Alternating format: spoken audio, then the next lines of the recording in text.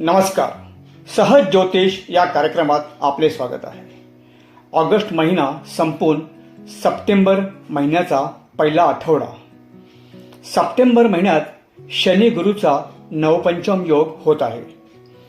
काही राशींना सहज वाटणारी गोष्ट सहज होणार नाही, विलंब लागेल, पण निराश होणार नाहीत. मेष, या आठवड्यात संमिश्र परिणाम मिळतील. संधीचा उपयोग करणे जमलं तर ठीक, नाहीतर विषय सोडून द्या. त्रागा करून घेऊ नका. मित्रांशी, नातेवाईकांशी विचारपूर्वक व्यवहार करावा. प्रवास टाळावेत. वृषभ, आर्थिक स्थिती सामान्य राहील. विरोधकांवर मात कराल. फायदेशीर कामाची संधी मिळेल. चांगला उपयोग करून घ्यावा.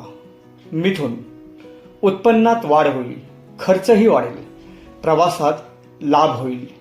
आरोग्याकडे दुर्लक्ष नको. वयोवृद्धांचे सहकार्य मिळेल.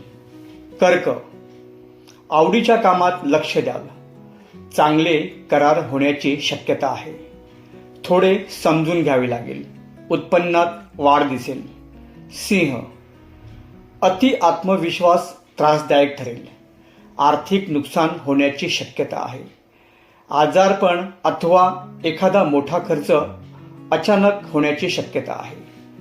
विचारपूर्वक खर्च करावा. कन्या, नोकरी व्यवसायात संबंध सुधारतील. विपरीत परिस्थितीचा सामना करावा. घरगुती वस्तूंवर खर्च कराल. तूळ, योजना सफल होतील. निर्णय कौशल्याने यशस्वी व्हाल. प्रेम मौजेसाठी छान वेळ आहे. मित्र मदत करतील. वृश्चिक, भ्रमात राहू नका. निर्णय चुकण्याची शक्यता आहे. कोर्ट खटल्यात स्वतःला गुंतवू नका. जामीन राहू नका, फसाल. धनु, परिस्थितीवर मात कराल.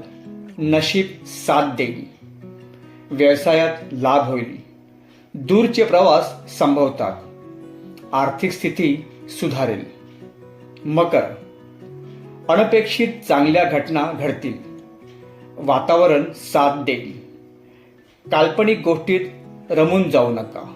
वस्तुस्थिती नीट पहा. कुंभ, समाधानात कमतरता जाणवेल. शारीरिक तणाव त्रास होईल. आर्थिक नुकसान होण्याची शक्यता आहे. आरोग्याकडे लक्ष द्यावे.